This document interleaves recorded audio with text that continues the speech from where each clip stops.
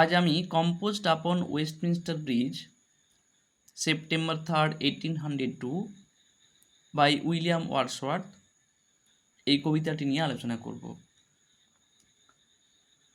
Composed upon Westminster bridge এটি একটি romantic poem এবং কবি উইলিয়াম ওয়ার্ডসওয়ার্থ হলেন একজন রোমান্টিক পোয়েট। সময়টা ছিল দিনের একেবারে শুরু অর্থাৎ আর্লি মর্নিং। কবি উইলিয়াম ওয়ার্ডসওয়ার্থ তার বোন ডরোথি ওয়ার্ডসওয়ার্থের সঙ্গে ঘোড়ার গাড়িতে চেপে লন্ডন থেকে ফ্রান্সের একটি শহর ডোভারের উদ্দেশ্যে যাচ্ছিলেন। যাওয়ার পথে যখন তিনি ওয়েস্টমিনস্টার ব্রিজ ক্রস করছিলেন তখন তিনি ওয়েস্টমিনস্টার ব্রিজ থেকে লন্ডন শহরের প্রাকৃতিক সৌন্দর্য দেখেন এবং এই সৌন্দর্যের দ্বারা তিনি ভীষণভাবে প্রভাবিত ও মুগ্ধ হন এবং তিনি তার গাড়ি থামান এবং তিনি লন্ডন নগরীর সামগ্রিক ন্যাচারাল বিউটি অর্থাৎ প্রাকৃতিক সৌন্দর্য উপভোগ করেন এবং এই সৌন্দর্যের দ্বারা ভীষণভাবে প্রভাবিত ও মুগ্ধ হন এবং তিনি তার এই কবিতাটি লেখেন। কম্পোজড আপন ওয়েস্টমিনস্টার ব্রিজ এটি একটি সনেট অর্থাৎ চতুর্দশপদী কবিতা। এটি পেত্রাগন অর ইটালিয়ান সনেট, যার প্রথম 8টি লাইনকে বলা হয়ে থাকে অক্টেভ এবং শেষ 6টি লাইনকে বলা হয়ে থাকে সেস্টেট। কবিতাটির রাইম স্কিম হলো এবিবিএ এবিবিএ সিডি সিডি সিডি এবং কবিতাটি আইএমবিক পেন্টামিটারে লেখা হয়েছে। চলো এখন আমরা সরাসরি কবিতাটি নিয়ে আলোচনা করি। Earth has not anything to show more fair. আর সুন্দর দেখানোর মতো পৃথিবীর কোনো কিছুই নেই। অর্থাৎ কবি ওয়েস্টমিনস্টার ব্রিজ থেকে লন্ডন নগরীর যে অপরূপ সৌন্দর্য উপভোগ করছেন সেটি তার কাছে পৃথিবীর সবথেকে সুন্দর জিনিস। এই পৃথিবীর আর অন্য কোনো কিছুই এত সুন্দর নেই। অর্থাৎ লন্ডন নগরীর প্রাকৃতিক সৌন্দর্যের দ্বারা তিনি ভীষণভাবে প্রভাবিত ও মুগ্ধ, তাই তিনি লন্ডন নগরীর এই প্রাকৃতিক সৌন্দর্যটিকে পৃথিবীর সবথেকে সেরা সুন্দর জিনিস বলে অভিহিত করেছেন। অর্থাৎ এখানে কবি এই লন্ডন নগরীর প্রাকৃতিক সৌন্দর্যটিকে এই যে এত বেশি করে বলেছেন, এটিকে লিটারেরি ভাষায় হাইপারবোল বলা হয়ে থাকে।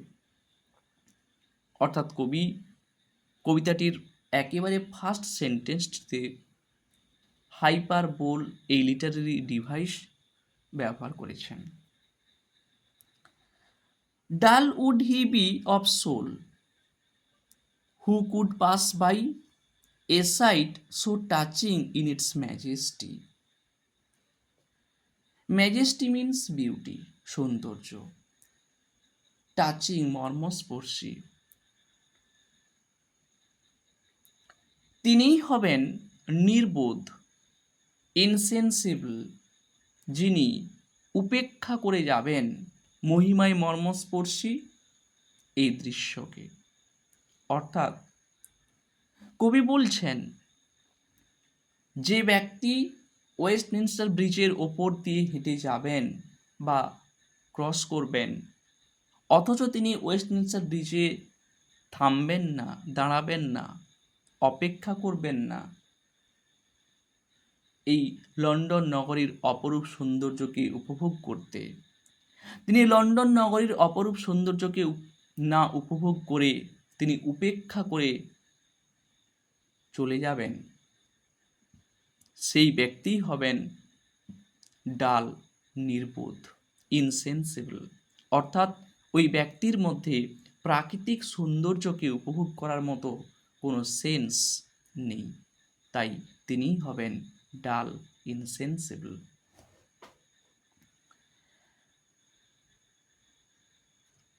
This city now doth like a garment wear. এই শহরটি যেন একটি নতুন পোশাক পরেছে।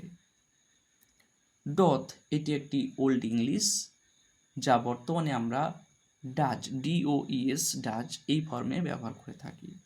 গার্মেন্ট মিন্স ড্রেস, পোশাক। দিস সিটি, এই লন্ডন নগরটি কে বলা হয়েছে। কবি ওয়েস্টমিনস্টার ব্রিজ থেকে দাঁড়িয়ে লন্ডন নগরীর প্রাকৃতিক সৌন্দর্যটাকে যেভাবে দেখতে পাচ্ছেন, এর আগে তিনি কিন্তু কখনো দেখেননি। তাই এই সৌন্দর্যটি তার কাছে মনে হয়েছে নতুন। তাই শহরটি তার কাছে মনে হয়েছে যেন একটি নতুন পোশাক পরেছে। এই সেন্টেন্সটিতে কবি একটি লিটারারি ডিভাইস ব্যবহার করেছেন, আর সেটি হলো পার্সনিফিকেশন। তার কারণ শহরের পক্ষে পোশাক পরা সম্ভব নয়, যা মানুষের পক্ষে সম্ভব। অর্থাৎ এখানে হিউম্যান কোয়ালিটিকে আরোপ করা হয়েছে, মানবিক গুণাবলীকে প্রয়োগ করা হয়েছে। তাই লিটারারি ভাষা এটিকে বলা হয়ে থাকে personification. The beauty of the morning silent bare. সকালের এই প্রাকৃতিক সৌন্দর্যটি নীরব, অনাবৃত। সকালের এই সৌন্দর্যটি নীরব কেন? না, তার কারণ সকালে একেবারে আর্লি মর্নিং, সকালবেলায় মানুষের দৈনন্দিন স্বাভাবিক কাজকর্ম এখনও শুরু হয়নি। যানবাহন চলাচল, গাড়ি, কলকারখানা কোনো কিছুই শুরু হয়নি। তাই প্রাকৃতিক সারাউন্ডিং অ্যাটমসফিয়ারটা এখনও সাইলেন্ট, নীরব। আবার এই সকালের প্রাকৃতিক সৌন্দর্যকে বলা হয়েছে বেয়ার, অনাবৃত। তার কারণ লন্ডন শহরটিতে বছরের সব সময় ধূলিকণা, কুয়াশা পরিপূর্ণ থাকে। প্রাকৃতিক সৌন্দর্যকে উপভোগ করা যায় না, প্রকৃতির সব কিছু জিনিসকে স্পষ্টভাবে দেখা যায় না। কিন্তু আজকের এই সকালটিতে কবি সব কিছুই স্পষ্টভাবে, পরিষ্কারভাবে দেখতে পাচ্ছেন, উপভোগ করতে পারছেন। তার কারণ আজকের এই সকালটিতে কোনো ধূলিকণা, ধুলো, কুয়াশা কোনো কিছুই তিনি দেখতে পাচ্ছেন না। তাই সব কিছুই তার কাছে স্পষ্ট, পরিষ্কার। তাই সব কিছুই তার কাছে অনাবৃত।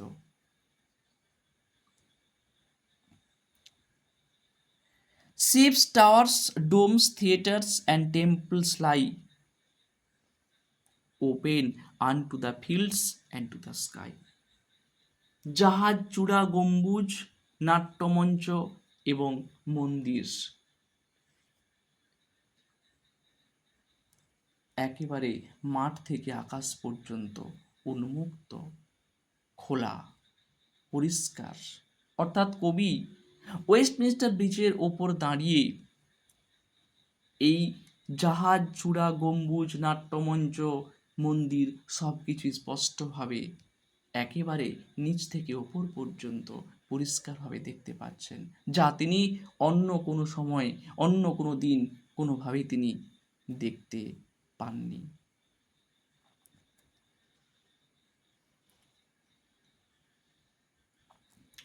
এখানে টাওয়ার্স বলতে লন্ডন টাওয়ারের কথা বলা হয়েছে, এবং ডোমস, গম্বুজ বলতে সেন্ট পল ক্যাথিড্রাল চার্চের কথা বলা হয়েছে। All bright and glittering in the smokeless air. সব কিছুই উজ্জ্বল, চকচক করছে এই ধোঁয়াহীন বাতাসে। এখানে অল বলতে এই জাহাজ, চূড়া, গম্বুজ, নাট্যমঞ্চ, মন্দির এদের কথাই বলা হয়েছে। কবি এই সমস্ত কিছুই ম্যানমেড থিংসগুলোকে, মানুষের তৈরি এই জিনিসগুলোকে এর আগে এত পরিষ্কারভাবে, উজ্জ্বলভাবে তিনি দেখতে পাননি। কিন্তু আজকের যেহেতু এই বায়ুমণ্ডলটি ধোঁয়াহীন, কুয়াশাহীন, ধূলিকণাবিহীন, তাই সব কিছুই পরিষ্কার, উজ্জ্বল। তিনি প্রত্যেকটি বিষয়কে, প্রত্যেকটি জিনিসকে তিনি পরিষ্কারভাবে, উজ্জ্বলভাবে তিনি দেখতে পাচ্ছেন। Never did sun more beautifully steep. সূর্য এত সুন্দর করে, এত ভালো করে স্টিপ মানে শোক ভিজিয়ে দেয়নি ইন হিজ ফার্স্ট স্প্লেন্ডার, তার প্রথম রশ্মিটিকে, ভ্যালি, রক অর হিল। তার সূর্য তার প্রথম রশ্মিটিকে এই উপত্যকা, পাথর এবং পাহাড়ের উপর যেভাবে ফেলে, কিন্তু আজকে সম্পূর্ণ অন্যরকমভাবে তিনি দেখতে পাচ্ছেন। অর্থাৎ কবি বলছেন সূর্যের প্রথম রশ্মিটা সবচেয়ে উঁচু উঁচু জিনিসের উপর পড়ে, এই উপত্যকা, শিলা, পাথরের উপর। কিন্তু আজকে তিনি যেভাবে দেখতে পাচ্ছেন সূর্যের প্রথম রশ্মিটা যেভাবে এই পাথর, শিলা এবং পাহাড়ের উপর পড়ছে, তিনি এর আগে অন্য কোনো দিন তিনি এভাবে দেখতে পাননি।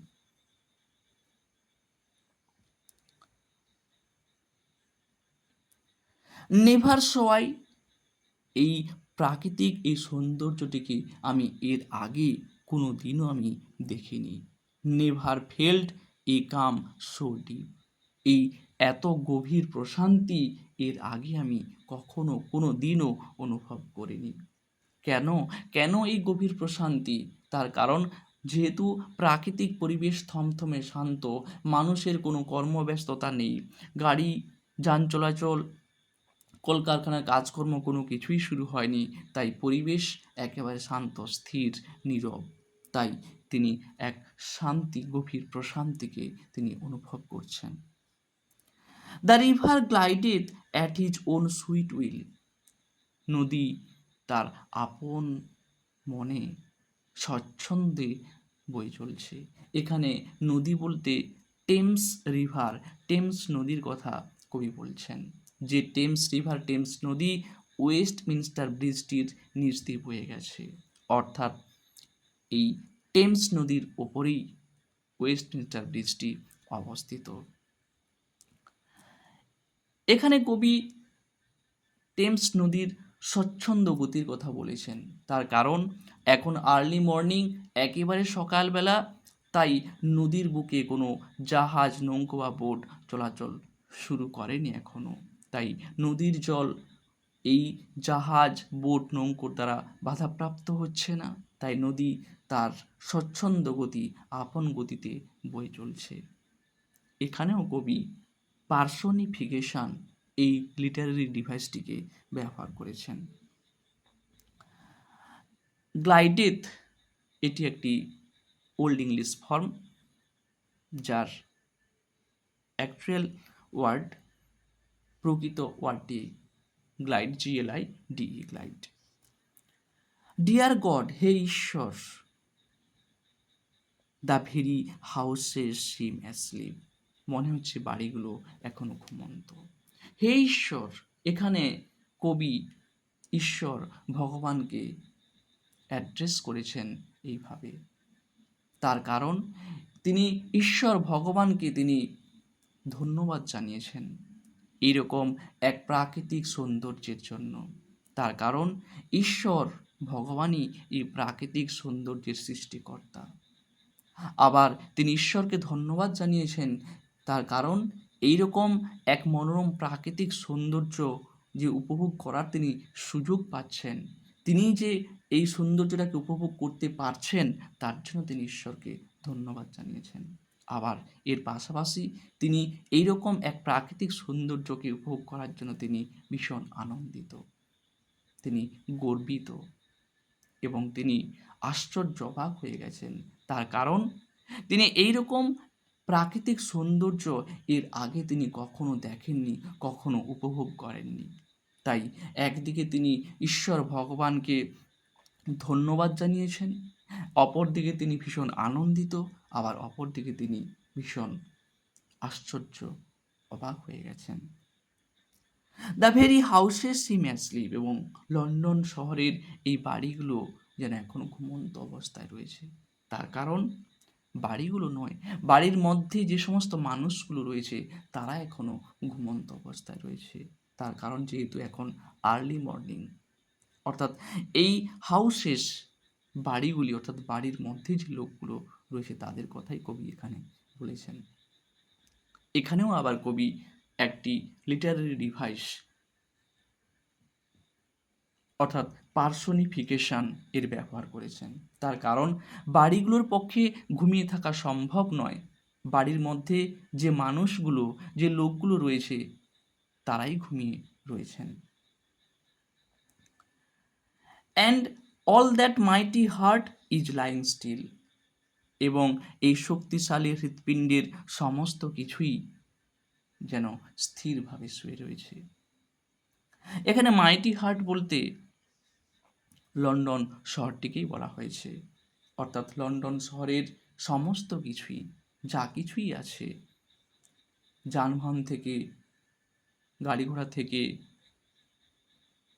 বোট থেকে, মানুষের স্বাভাবিক কাজকর্ম যা কিছুই আছে সমস্ত কিছুই এখন ঘুমন্ত অবস্থায়।